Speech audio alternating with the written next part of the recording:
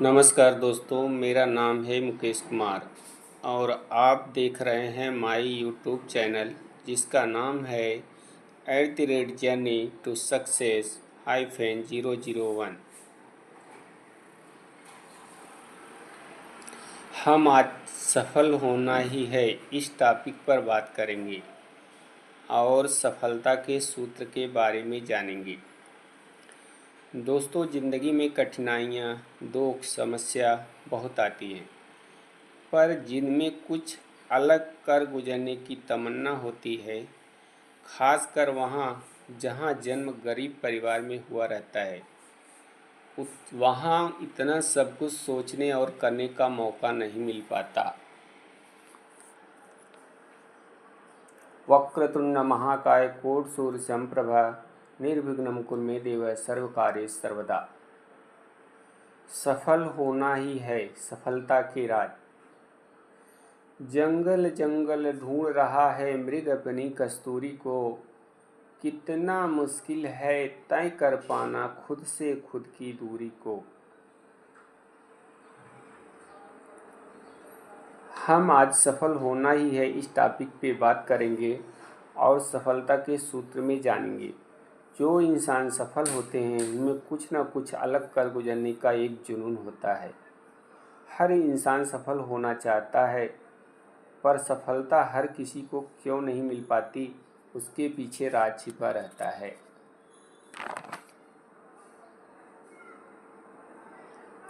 सफलता उन्हीं का चरण चूमती है जिनमें कुछ अलग कर गुजरने का जुनून होता है। हम यहाँ आपको सफलता का जो मूल मंत्र है एक रियल कहानी के माध्यम से बताना चाहते हैं। यहाँ 2 पार्ट में हम सफलता के बारे में जानेंगे। आप लोग दोनों पार्ट को ध्यान से सुनना समझना, आपको सफलता का मूल मंत्र क्या है पता चल जाएगा। तो दोस्तों, शुरू करते हैं पहला पार्ट रियल कहानी के माध्यम से। हर इंसान सफल होना चाहता है, पर सफल होने के लिए हमें क्या करना चाहिए हम नहीं जानते। हम हर जगह सफल होने का राज खोजते हैं, नकल करने की कोशिश करते हैं, जो कि बिल्कुल गलत है। ठीक उसी प्रकार जैसे हिरन जंगल जंगल घूमता रहता है कस्तूरी की खोज में, जो कि खुद हिरन के पास है, लेकिन वो जंगल जंगल घूम रहा है। जंगल जंगल ढूंढ रहा है मृग अपनी कस्तूरी को, कितना मुश्किल है तय कर पाना खुद से खुद की दूरी को। ठीक यही बात सफलता पर भी लागू होती है। हमें सबसे पहले आत्मचिंतन करना होगा, इधर उधर नहीं भटकना है। मैं आपको अपने एक दोस्त की रियल सफलता की कहानी बताता हूँ, जो सच्ची घटना है। हमारे एक परम मित्र हैं जिनका नाम है अरुण कुमार। ये काल्पनिक नाम है। मैं उनकी जन्म से लेकर अब तक जहाँ पहुँचे हैं वहाँ तक की बात बताता हूँ। कहानी बताने का मेन उद्देश्य यह है कि कितने संघर्ष हों जिंदगी में, अगर आपका इरादा नेक और मजबूत हो तो सफलता आपके चरण चूमती है। अरुण कुमार का जन्म उत्तर प्रदेश के प्रयागराज, जो पहले इलाहाबाद था, वहाँ हुआ। उनकी उम्र इस समय 45 साल के आसपास है। उनका जन्म मिडिल क्लास फैमिली में हुआ। फैमिली में 35 से ज़्यादा लोगों की कंबाइंड फैमिली थी। बड़ी फैमिली में जन्म लेना आज के समय में ठीक नहीं लगता, पर पहले सब ठीक था। अरुण कुमार चचेरे भाई बहन मिलाकर 12 लोग थे। इनका प्राथमिक एजुकेशन एक प्राइमरी स्कूल में हुआ। प्राइमरी में थे उसी समय एक घटना घटी। ये स्कूल में पढ़ने जाते तो उस समय स्कूल में एक टीचर थे जो कि बहुत कड़क थे और गलती करने पर मारते डांटते थे। मिस्टर अरुण कुमार अपने बैग लेकर स्कूल जाते तो थे, पर टीचर से डरकर वो स्कूल के पास एक मंदिर में बैठते और खेलते थे। एक दिन सुबह 11 बजे का समय होगा। वो जाकर मंदिर में बैठे थे। ठीक उसी समय उन्हीं के घर की एक बड़ी गाय मंदिर में आ गई। गाय बहुत डेंजर टाइप की थी। बड़ी बड़ी सींग वाली लंबी गाय थी, जो कि किसी भी अनजान इंसान और छोटे बच्चों को उठाकर फेंक देती थी। मंदिर में जैसे ही गाय आई, अरुण कुमार चिल्लाते हुए मंदिर से बाहर भागे। गाय आने से अरुण का चिल्लाते हुए भागे तो उनको गाय चराने आई उनकी बड़ी माँ ने देख लिया और बोला, यहाँ क्या कर रहे हो? अरुण ने डरते हुए अपनी बड़ी माँ को बताया कि टीचर की मार के डर से मैं रोज मंदिर में आकर बैठता था और खेलता था। अब अरुण की पोल खुल चुकी थी। अरुण की बड़ी माँ ने डांटा और घर आकर उनके पिताजी को सारी बात बताई। स्कूल में टीचर और घर में अरुण के फादर एक जैसे ही थे। दोनों से अरुण कुमार बहुत डरते थे। जब पोल खुली तो अरुण के पिताजी ने अरुण को मारा पीटा और उसी दिन उनका एडमिशन प्राइमरी स्कूल से नर्सरी कॉन्वेंट में करा दिया। उस समय कॉन्वेंट स्कूल में कम लोग ही पढ़ते थे। सरस्वती विद्या मंदिर में एडमिशन होने के बाद अरुण अपने फादर की डांट और मार के डर से पढ़ने लगे। फिर से उनका एडमिशन फर्स्ट क्लास से हुआ, पहली कक्षा से। टीचर बहुत अच्छे से टीचिंग करते थे। अरुण कुमार की यही नई जर्नी चालू हो गई। स्कूल और घर दोनों जगह अरुण का ख्याल रखा जाता था। अरुण अब बदल चुके थे। फादर और टीचर दोनों ने उनका ध्यान रखा। अब अरुण हर क्लास में फर्स्ट आने लगे। यहाँ तक कि 8 तक के स्कूल में सबसे टॉपर थे। मतलब उनका हर क्लास में पहला स्थान आता था। 8वीं के बाद अरुण का एडमिशन इंटर कॉलेज में हुआ। अरुण कुमार हर जगह पढ़ने में अच्छे थे, पर उनके फैमिली में प्रॉब्लम था। अरुण के जो फादर थे, 3 भाई थे। अरुण के फादर सबसे छोटे थे। उनके दोनों बड़े पिताजी पढ़े लिखे नहीं थे। दोनों मुंबई में लिमिटेड कंपनी में काम करते थे, जबकि अरुण के फादर इंग्लिश से बीए थे। पर घर में उनके फादर सबसे छोटे थे। जब पढ़ाई कंप्लीट हो गई तो उनके फादर को अरुण के दादा ने और बड़े पिताजी ने घर देखने को कहा। पहले के टाइम में बड़े लोगों की बातें मानते थे लोग। अरुण के फादर ने अपने पिताजी की बात मानकर घर संभाला और दोनों बड़े पिताजी बाहर कमाए। समय बीता। पहले तो सब ठीक चल रहा था, पर कुछ समय बाद अरुण के दादाजी चल बसे। यहीं से सब कुछ बदल गया। अरुण के पिताजी ने ईमानदारी से घर संभाला और अपने लिए अलग से कुछ नहीं किया। बाद में घर में बहुत सारे विवाद होने लगे। अरुण अब तक 12वीं क्लास में आ चुके थे। घर में बहुत ज़्यादा वाद विवाद और कलह होती थी, जिसका असर अरुण पर पड़ने लगा था। अरुण का मन अब पढ़ने में नहीं लगता था। अरुण का ध्यान पढ़ाई से दूर जाने लगा, पर उनके फादर को ये बात पता नहीं चल पाई। इसी समय अरुण के फादर और बड़े फादर के बीच बंटवारा हो गया। अरुण के फादर और बड़े पिताजी के बीच बंटवारा तो हुआ। अरुण के दोनों बड़े फादर ने बेईमानी करके सब कुछ ले लिया। अरुण के फादर को केवल कुछ जमीन मिली। अरुण के फैमिली में 10-12 लोग थे। अरुण की माँ हमेशा बीमार रहती थी। अरुण के 2 भाई भी उसमें बीमार चल रहे थे। घर की हालत अच्छी नहीं थी। कमाने वाला कोई नहीं था। घर की हालत देखकर अरुण का ध्यान पूरा पढ़ाई से हटने लगा था। घर की हालत देखकर पढ़ाई में मन ही नहीं लगता था। लेकिन फिर भी अरुण के पिताजी ने अरुण को पढ़ाना बंद नहीं किया। अरुण की पढ़ाई जारी रही। कुछ समय बाद अरुण के 2 बड़े भाइयों ने कमाना चालू किया। लेकिन कुछ समय बाद अरुण के खुद के घर में वही सब होने लगा। अरुण के 2 बड़े भाई और एक छोटा भाई था। तीनों कमाने तो लगे थे, पर घर में वही सब होने लगा जो पहले फादर के बीच में होता था। अरुण के 2 बड़े भाई और एक छोटा भाई 10वीं तक पढ़े थे। सब कमाने लगे। अरुण अब तक बीएससी फर्स्ट में एडमिशन ले चुका था। घर में वही सब चल रहा था जो फादर और बड़े फादर के बीच हुआ। अरुण पढ़ना तो चाहता था, पर पारिवारिक कलह से उसका मन पढ़ाई में नहीं लगता था। बीएससी फर्स्ट में अरुण फेल हो गया। यहीं से अरुण के जीवन में बड़ा बदलाव आ गया। अरुण के 1 साल फेल होने से उनके फादर ने समझ लिया कि अब अरुण नहीं पढ़ेगा। इधर अरुण का छोटा भाई उम्र में ज़्यादा दिखता था। उसकी भी शादी करनी थी, पर अरुण उससे बड़ा था। उस समय छोटे की शादी का चलन नहीं था।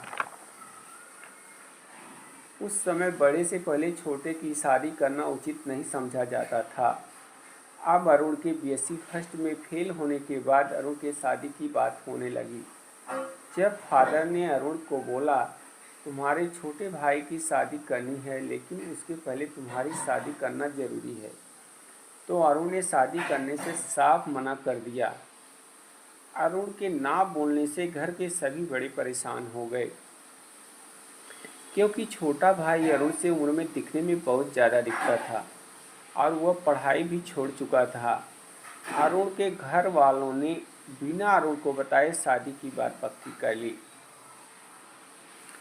जब अरुण को पता चला तो अरुण ने घर वालों से कहा, मुझे पढ़कर कुछ बनना है, मैं शादी नहीं कर सकता। अरुण का अब तक जो परवरिश थी वो पारिवारिक कलह के बीच चल रही थी।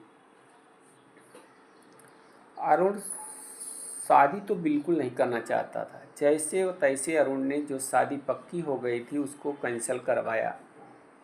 घर वाले अरुण के ना बोलने से नाराज और परेशान दोनों थे। थोड़े समय बाद घर वालों ने गुपचुप तरीके से अरुण की शादी की बात पक्की कर ली। अरुण को उस दिन बताया गया जिस दिन लड़की वाले शादी पक्का करने आने वाले थे। जब ये बात अरुण को पता चली तो अरुण ने शादी से अरुण के मना करने के बाद अरुण के घर वालों ने अरुण को मनाने के लिए अरुण की मौसी के लड़के को लगाया, क्योंकि अरुण ने अपने खुद के माँ बाप, भाई बहन सबको मना कर दिया था। अरुण का जो मौसी का लड़का था, अरुण उसी के साथ रहता था। मौसी का लड़का अरुण से उम्र में काफ़ी बड़ा था। अरुण उनकी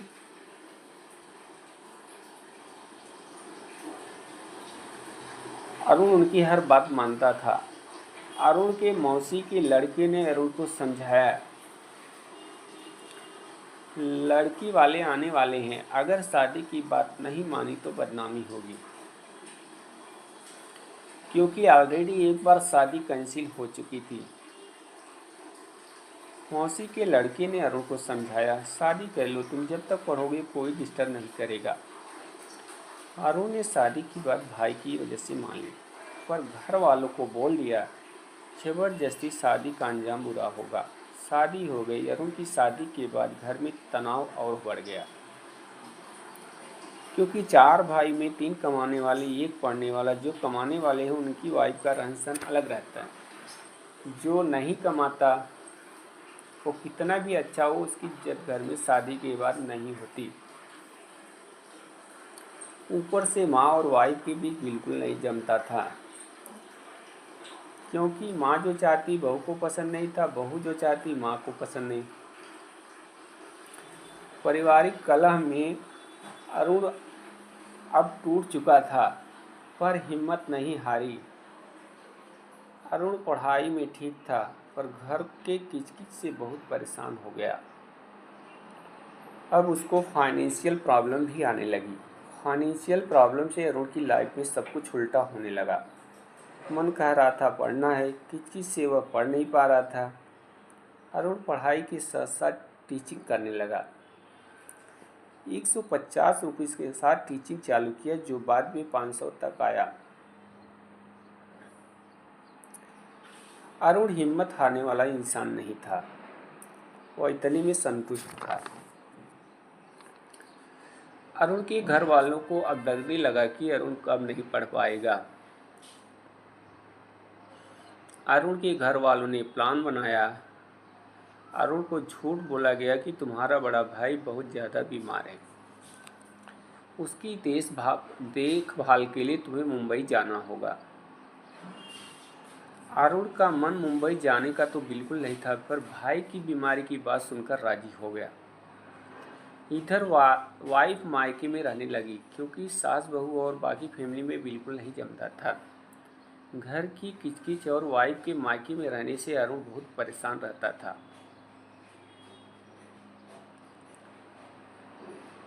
लेकिन वह मुंबई जाने के लिए तैयार हो गया।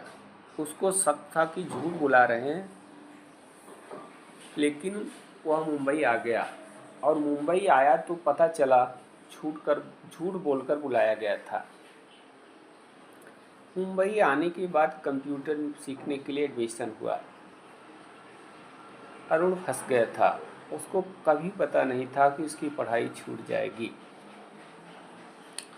मुंबई आने के बाद अरुण ने खुद से वापस बीएससी में एडमिशन लिया, क्योंकि पहले बीएससी कंप्लीट नहीं हुआ था। यूनिवर्सिटी बदल चुकी थी। वापस फर्स्ट ईयर से पढ़ना चालू किया।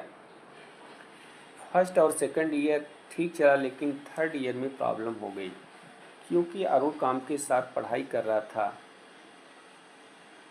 तो कॉलेज जाने का टाइम नहीं मिल पाता था, जिसकी वजह से उसकी अटेंडेंस कम थी, जिसके कारण फाइनल ईयर में प्रैक्टिकल में तो बैठने दिया गया, लेकिन थ्योरी के एग्ज़ाम में नहीं बैठने दिया गया।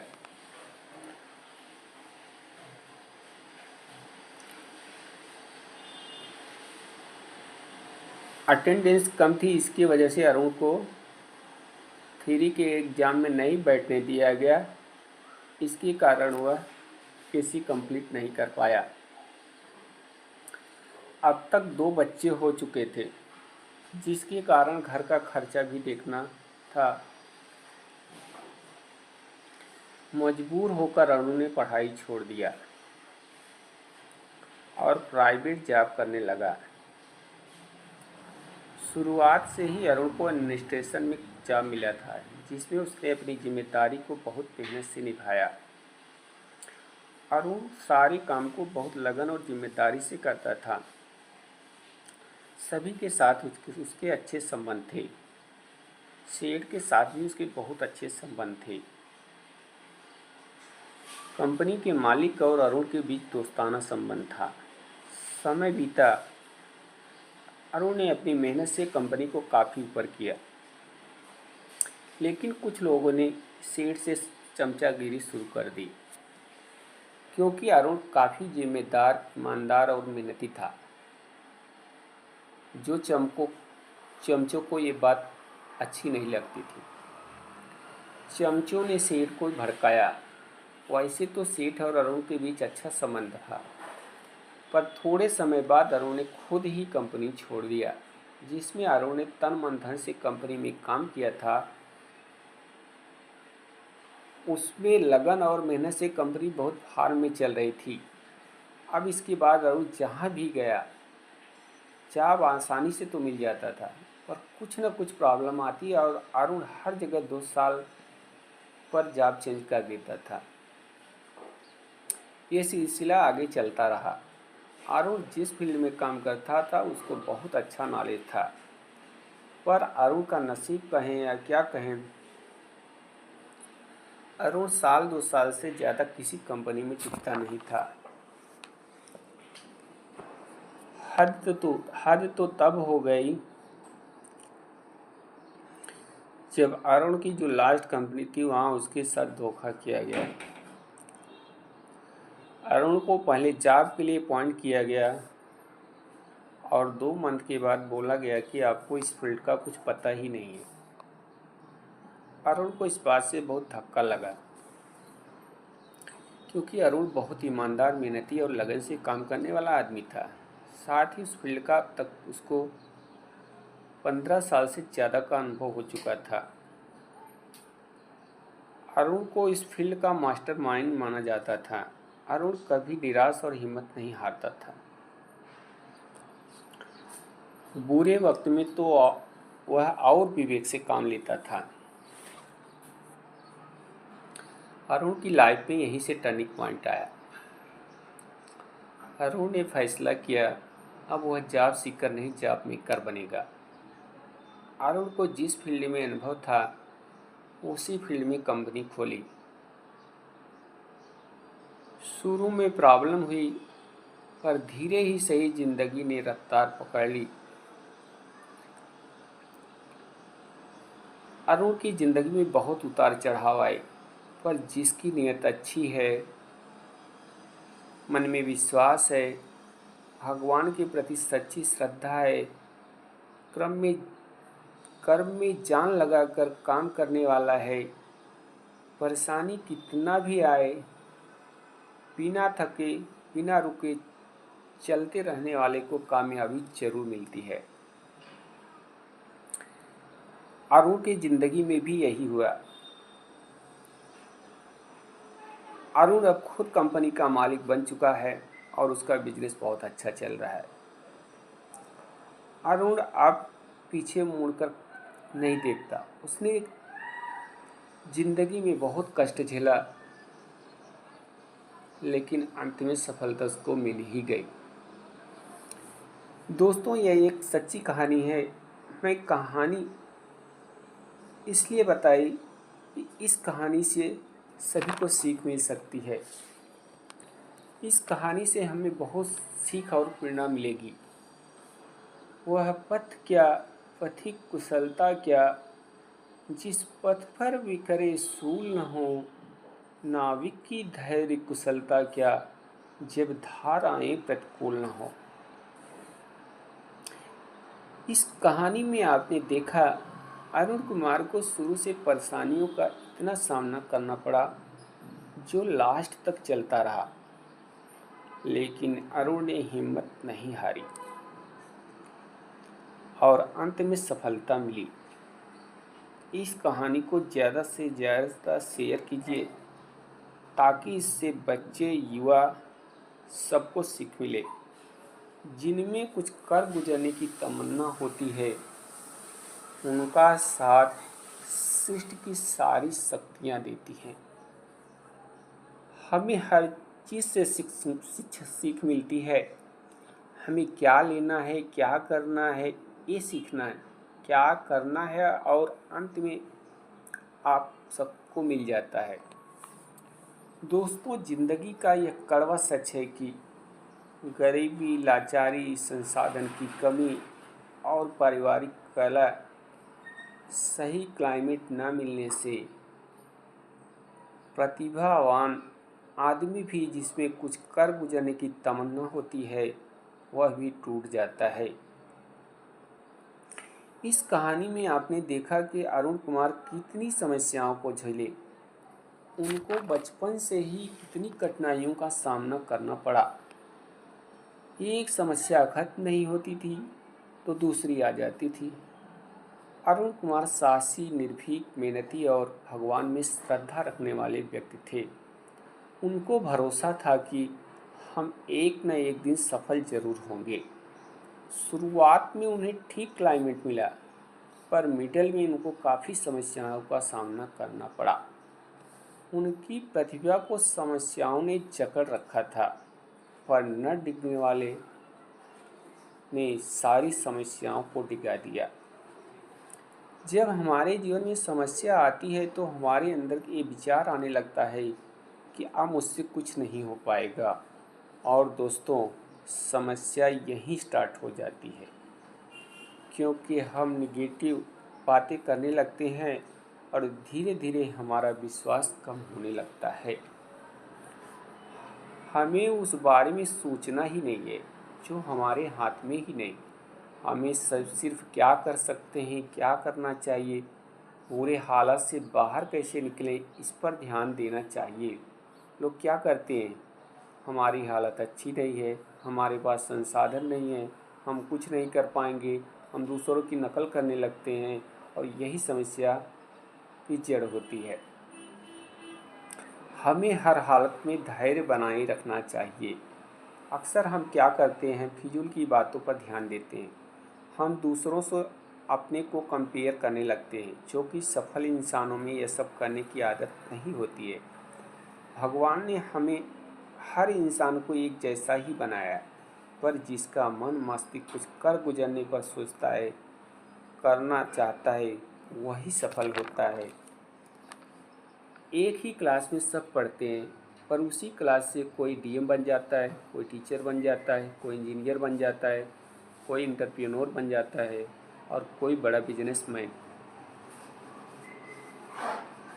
और उसी में से कुछ लोग हैं जो कुछ भी नहीं कर पाते, केवल किस्मत का दोष देते हैं। सफल जो इंसान होते हैं वो शुरू से ही उस दिशा में काम करते हैं जो सफलता की ओर ले जाती है। असफल लोग क्या करते हैं, वो शुरू से गलत दिशा में काम करते हैं और बाद में किस्मत का दोष देते हैं। दोस्तों, आप सोचो कि अगर आप बबूल का पेड़ उगाओगे तो आम का फल कैसे मिलेगा। बबूल तो कांटे ही पैदा करेगा। तो आप अपनी सोच बदलो। सोच नहीं बदलोगे तो आपके अंदर नेगेटिव बातें आने लगती हैं। जबकि जो सफल इंसान होता है सबसे पहले सोच बदलता है, हमें कुछ कर गुजरना है। जबकि असफल इंसान हमेशा दोष देता है। दोस्तों, एक महत्वपूर्ण बात सभी के लिए लागू होती है। अगर आप जिस क्लाइमेट में हो, अगर क्लाइमेट सही है तो कोई बात नहीं, लेकिन आप अगर गलत क्लाइमेट में हो या तो आप उस क्लाइमेट को चेंज करो। अगर नहीं कर सकते तो आप उस क्लाइमेट के बारे में बिल्कुल ध्यान मत दो। आप ये मत सोचो क्या है क्या नहीं है, ऐसा है वैसा है, हमारे पास संसाधन नहीं है, फला इतना पढ़ा था कुछ नहीं कर पाया, तो यही गलत करते हैं। सफल इंसान जो होता है इन सब बातों पर ध्यान नहीं देता और ये सोचता है कि हमें ये सबसे निकल कर ये करना है। सफल लोगों में यही खूबियाँ होती हैं। धीरू भाई अंबानी सफल व्यक्ति कैसे बने? टाटा बिरला जो बड़े बिजनेसमैन बने, उनके पास भी संसाधन कहाँ था, पर उनमें कुछ न कुछ कर गुजरने की तमन्ना थी। एक ही क्लास में पढ़ा डीएम कैसे बन जाता है? उसके अंदर ये तमन्ना पहले से थी और उसने इस दिशा में काम किया कि उसे करना चाहिए। कोई टीचर कैसे बना? क्योंकि उसको टीचर बनने की लगन थी। कोई सिंगर कैसे बना? क्योंकि उसको सिंगर बनने की लगन थी। कोई डॉक्टर कैसे बना? क्योंकि उसके डॉक्टर बनने की लगन थी। कोई इंजीनियर कैसे बना? क्योंकि उसमें इंजीनियर बनने की चाहत थी। ये सभी लोग यह नहीं सोचते थे कि मेरे पास कुछ नहीं है, फला नहीं बना तो मैं कैसे बनूंगा, ये है वो है, यह सब नहीं सोचा, नहीं किया। उन लोगों ने सिर्फ ये सोचा कि हमें ये करना, बस करना ही है। यहीं से सफल इंसानों की जर्नी स्टार्ट हो जाती है। दोस्तों, मैं आप सबसे यही बोलना चाहता हूँ कि सफल होना ही है, यही मेरा उद्देश्य होना चाहिए। आप सफल ज़रूर बनोगे, चाहे कितनी भी बाधा आए, एक न एक दिन सफलता आपके चरण को जरूर चूमेगी। दोस्तों, आप लोग इस चैनल को लाइक और शेयर ज़्यादा से ज़्यादा लोगों तक करो, ताकि इस कहानी के माध्यम से सभी को सीख मिले। इससे बच्चे, युवा, खासकर बच्चे, युवा और गरीब लोगों को ज़्यादा सीख मिलेगी। आशा करता हूँ कि आप सभी को सीख जरूर मिलेगी। इस अंक में इतना ही, फिर मिलेंगे अगले अंक में। नमस्कार, धन्यवाद।